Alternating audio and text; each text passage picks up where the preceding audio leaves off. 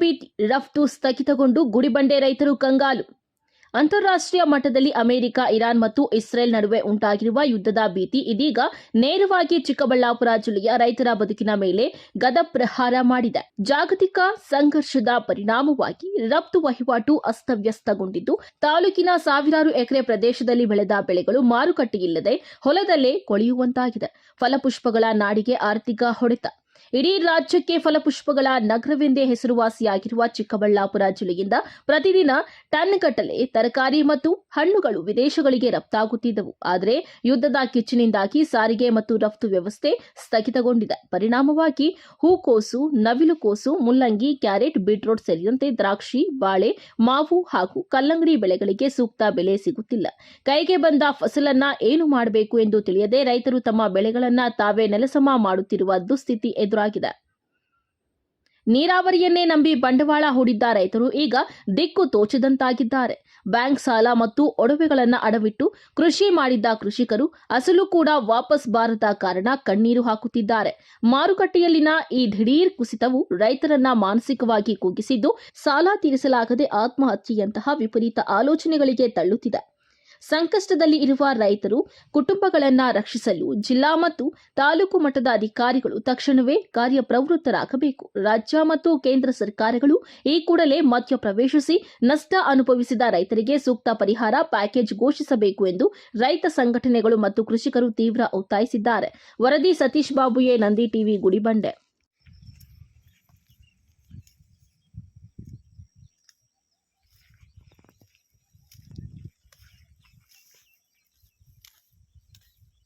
ಮಂಜುನಾಥ್ ಅಂತ HP ಮಂಜುನಾಥ್ ಅಂತ.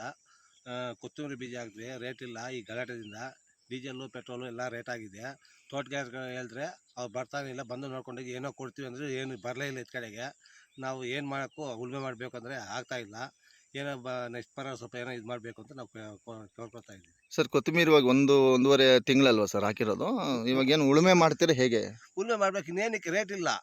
ತಗೊಂಡೋಗಿ 140 ಗಂಟೆ ಗೋರ್ಬಿಟ್ಟು ಬಿಟ್ಬಿಟ್ಟು ಬಂದಿದ್ದೀವಿ. ನಮ್ಮದು ಉಳ್ಳೋಳ ಗ್ರಾಮ ಪಂಚಾಯತಿ ಅಲ್ಲೇ ಬಿಟ್ಬಿಟ್ಟು ಬಂದಿದ್ದೀವಿ. ಹೋಗ್ಲಿಲ್ಲ, ನೆನ್ನೆನೂ ಹೋಗಿಲ್ಲ, ಇವತ್ತು ಹೋಗಿಲ್ಲ.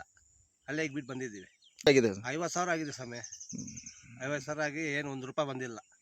ಸುಮ್ಮನೆ ಕಿತ್ತಿಗ ಬಾಧೆ ಇಕ್ತಾ ಇದ್ವಿ ಅಷ್ಟೇ ಸುಮ್ಮನೆ.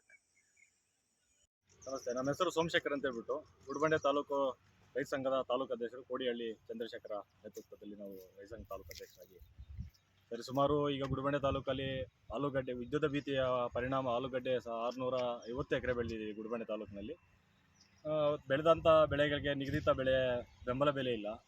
ಹಾಗಾಗಿ ರೈತ ತುಂಬ ಸಂಕಷ್ಟದಲ್ಲಿದ್ದಾರೆ. ಈ ಯುದ್ಧದ ಭೀತಿಯ ಕಾರಣ ಎಕ್ಸ್ಪೋರ್ಟ್ ಇಲ್ಲದೆ ಸಾಕಷ್ಟು ಆಲೂಗಡ್ಡೆ ಈಗಾಗಲೇ ರೋಡ್ಗೆ ಚೆಲ್ಲುವಂಥ ಅನಿವಾರ್ಯತೆ ನಮ್ಮಲ್ಲಿ ಬೆಳೆದಿದೆ. ಈಗಾಗಲೇ ಕೂಲಿ ರೇಟು ನೋಡಿದ್ರೆ ಒಬ್ಬ ಆಳಿಗೆ ಬಂದು ₹700, ₹800 ಅಂತ ಆಲೂಗಡ್ಡೆ ಆಗಲಿಕ್ಕೆ ಮಾತ್ರನೇ ಇಷ್ಟೊಂದು ವೆಚ್ಚ ಮಾಡ್ತಾಯಿದ್ವಿ.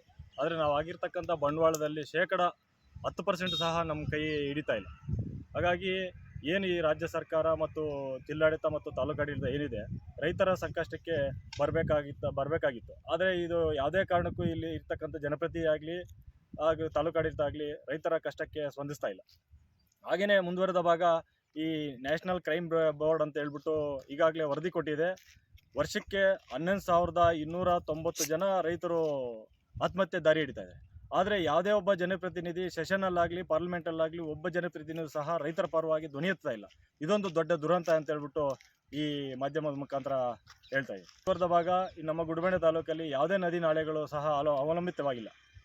ಸದಾ ಬೋರ್ವೆಲ್ಲಿನ ಅವಲಂಬಿತವಾಗಿ ಬೆಳೀತಾ ಇರ್ತಕ್ಕಂಥದ್ದು ಬಿಟ್ಟರೆ ಯಾವುದೇ ರೀತಿಯ ನದಿ ನಾಳೆಗಳು ಇಲ್ಲ. ಮುಂದುವರೆದ ಭಾಗ ಈಗ ಹೂಕೋಸು, ಹೂವು, ಚಾಮಂತಿ, ಚೆಂಡು ಹೂವು, ಬೀನ್ಸು, ಕ್ಯಾರೆಟು, ಬೀಟ್ರೋಟು ಎಲ್ಲ ಇತರ ಬೆಳೆಗಳನ್ನು ಬೆಳೀತಾ ಇದ್ವಿ. ಆದರೆ ಇದಕ್ಕೆ ನಿಗದಿತವಾದ ಬೆಲೆ ಇಲ್ಲ. ಹಾಗಾಗಿ ಕೂಡಲೇ ನಮ್ಮ ಕಷ್ಟಕ್ಕೆ ಸ್ಪಂದಿಸಬೇಕು. ಇಲ್ಲವಾದದ್ದೇ ಈಗಾಗಲೇ ನಾವು ವಿಷ ಕುಡಿಯುವ ಹಂತದಲ್ಲಿ ನಾವು ಇದ್ದೀವಿ ಅಂತ ಹೇಳ್ಬಿಟ್ಟು ರಾಜ್ಯ ಸರ್ಕಾರಕ್ಕೆ ಆಗ್ರಹಿಸ್ತಾ ಇದ್ದೀವಿ. ಹಾಗೆಯೇ ನಾವು ಈಗ ಮೊನ್ನೆ ಏನು ಸೆಷನ್ ನಡೀತು, ಬಜೆಟ್ ಮಂಡನೆ ಮಾಡ್ತು, ಇಂಡಿವಿಜುವಲ್ ಟ್ಯಾಕ್ಸ್ ಅಂತ ಹೇಳ್ಬಿಟ್ಟು 11 ಲಕ್ಷ ಕೋಟಿ ಅಂತ ವಸೂಲಿ ಮಾಡ್ತಾಯಿದೆ. ಮತ್ತು ಕಾರ್ಪೊರೇಟ್ ಟ್ಯಾಕ್ಸ್ ಅಂತ ಹೇಳ್ಬಿಟ್ಟು 9.8 lakh crore ವಸೂಲಿ ಮಾಡ್ತಾಯಿದೆ. ಇದು ಯಾರ ಜೋಬಿಗೆ ಹೋಗ್ತಿದೆ ಅಂತ ಹೇಳ್ಬಿಟ್ಟು ನಾವು ಪ್ರಶ್ನೆ ಮಾಡ್ತಾಯಿದ್ವಿ. ಇದು ಕಾರ್ಪೊರೇಟ್ ಸೆಕ್ಟರ್ ಪರವಾಗಿ ನೀತಿಗಳನ್ನು ಮಾಡ್ತಿದೆ ಬಿಟ್ಟರೆ ಈ ಮುಂದುವರೆದ ಭಾಗ ಈಗ ಜಂಗಮಕೋಟೆ ಕ್ರಾಸಲ್ಲಿ ಈಗಾಗಲೇ ಏನು ಇಂಡಸ್ಟ್ರಿಯಲ್ ಏರಿಯಾ ತೆಗಿಬೇಕಂತಿದೆ. ಫಲವತ್ತಾದ ಭೂಮಿ ಅಂತ ಹೇಳ್ಬಿಟ್ಟು ನೀವೇ ಸರ್ಟಿಫಿಕೇಟ್ ಕೊಟ್ಟಿದ್ದೀರಿ. ಇಡೀ ದೇಶದಲ್ಲಿ ಫಲವತ್ತಾದ ಭೂಮಿ ಅದು ಅಂತ ಹೇಳ್ಬಿಟ್ಟು ನೀವು ಹೇಳ್ತಿದ್ದೀರಿ. ಒಂದು ಕಡೆ ಉದ್ಯೋಗದ ಹೆಸರಲ್ಲಿ ಭೂಮಿಯನ್ನು ಕಬಳಿಕೆ ಮಾಡ್ತಾ ಇದ್ದೀರಿ. ಈಗ ಎದುರಾಗಬೇಕಾಗಿತ್ತು. ಆದರೆ ಈ ಜನಪ್ರತಿನಿಧಿ ಎಲ್ಲರೂ ಸಹ ಭೂಮಿಯನ್ನು ಕಬಳಿಕೆ ಮಾಡಲಿಕ್ಕೆ KEBಡಿಗೆ ದಳ್ಳಾಳಿಗಳಾಗಿ ಕೆಲಸ ಮಾಡ್ತಾ ಇದ್ದಾರೆ ಅಂತ ಹೇಳ್ಬಿಟ್ಟು ನಾವು ಈ ಮಾಧ್ಯಮ ಮುಖಾಂತರ ನಿಮಗೆ ಎಚ್ಚರಿಕೆ ಸರ್ ಏನು ಆಗ್ರಹ ತೋರಿಸ್ತೀರಿ ಸರ್? ಸರ್. ನಾವು ಈಗಾಗಲೇ ಸಾಕಷ್ಟು ಬಾರಿ ಏನು ಈ ರಾಜ್ಯ ಸರ್ಕಾರ ನಿನ್ನೆಯಿಂದ ರೈತರು, ಸಣ್ಣ ಪುಟ್ಟ ರೈತರು ಹೂಕೋಸು, ಹಣ್ಣು ಹಂಪಲುಗಳು ಎಲ್ಲ ಸೇರಿ ಉಳುಮೆ ಮಾಡ್ತಾ ಇದ್ದಾರೆ. ಇದಕ್ಕೇನು ಆಗ್ರಹ ತೋರಿಸ್ತೀರಿ ತಾವು? ನಾವು ಆಲ್ರೆಡಿ ಈಗಾಗಲೇ ನೋಡ್ತಾ ಇದ್ದೀವಿ. ಈ ಚೆಂಡು ಹೂವು ಬಾಡಿದೆ, ಆ ಕಡೆ ನವಿಲು ಕೋಸು ಬಾಡಿದೆ. ಕಾರಣ ಇದ್ರ ನಮ್ಮಲ್ಲಿ ಉಳುಮೆ ಮಾಡಬೇಕು. ಉಳುಮೆ ಮಾಡಿದ್ರೇ ಬೇರೆ ಇನ್ನೇನು ದಾರಿ ಇಲ್ಲ. ಇನ್ನೊಂದು ದಾರಿ ಒಂದಿದೆ, ವಿಷ ಕುಡಿಯೋದು. ಹಾಗಾಗಿ ಈ ಮಟ್ಟಕ್ಕೆ ತಂದಿರತಕ್ಕಂಥ ರಾಜ್ಯ ಸರ್ಕಾರಕ್ಕೆ ಧಿಕ್ಕರಿಸ್ತಾ ಮುಂಬರುವ ದಿನಗಳಲ್ಲಿ ನಿಮಗೆ ತಕ್ಕ ಪಾಠವನ್ನು ಕಲಿಸ್ತೀವಿ ಅಂತ ಹೇಳ್ಬಿಟ್ಟು ಗುಡಿಬಂಡೆ ತಾಲೂಕಿಂದ ನಿಮಗೆ ಎಚ್ಚರಿಕೆಯನ್ನು ಕೊಡ್ತಾ ಇದ್ದೀವಿ. ರಾಜ್ಯ ಸರ್ಕಾರಗಳು ವಿಫಲ ಆಗಿದೆ ಅಂತ ಹೇಳ್ಬಿಟ್ಟು ರೈತರು ಆರೋಪ ಕೇಳ್ಪಡ್ತಾರೆ ಕೆಲವೊಂದು ಜಾಗದಲ್ಲಿ. ತಾವೇನಾಗಕ್ಕೆ ಇಷ್ಟಪಡ್ತೀರಿ? ಇದು ಘಂಟಾಘೋಷವಾಗಿ ನಾವು ಈಗಾಗಲೇ ಆಲ್ರೆಡಿ ಹೇಳ್ತಾನೆ ಇದ್ದೀವಿ. ಇದು ವೈಫಲ್ಯ, ಇವರ ಆಡಳಿತ ವೈಫಲ್ಯ. ಇದು ಜನರ ನಿಮಗೆ ಸ್ವಾತಂತ್ರ್ಯ ಬಂದಾಗ್ಲಿಂದ ನಿಮ್ಗೆ ಅಧಿಕಾರ ಕೊಟ್ಟಿದೆ. ಈಗಾಗಲೇ ಈ ದೇಶದಲ್ಲಿ ಇದನ್ನು ಖನಿಜ ಸಂಪತ್ತನ್ನು ಖಾಲಿ ಮಾಡಿದ್ದೀರಿ ನೀವು. ಈ ಖನಿಜ ಸಂಪತ್ತನ್ನು ಬಳಕೆ ಮಾಡಿಕೊಂಡು ದೇಶದಲ್ಲೇ ಉತ್ಪನ್ನ ಮಾಡ್ಬೋದಾಗಿತ್ತು. ಆದರೆ ನೀವು ಅದು ಯಾವುದನ್ನು ಸಹ ಪರಿಗಣನೆ ತಗೊಂಡಿಲ್ಲ. ಕಾರಣ ನಿಮ್ಮ ಆ ಕಡೆಯಿಂದ ಬರ್ತಕ್ಕಂಥ ಅಳಕ ಕಾಸಿಗೆ, ನೀವು ಎಂಜಲ ಕಾಸಿಗೆ ಆಸೆ ಪಟ್ಟು ಈ ದೇಶದ ಸಂಪತ್ತನ್ನು ಹಾಳು ಮಾಡಿದ್ದೀರಿ ಅಂತ ಹೇಳ್ಬಿಟ್ಟು ನಾನು ಹೇಳಲಿಕ್ಕೆ ಇಷ್ಟ.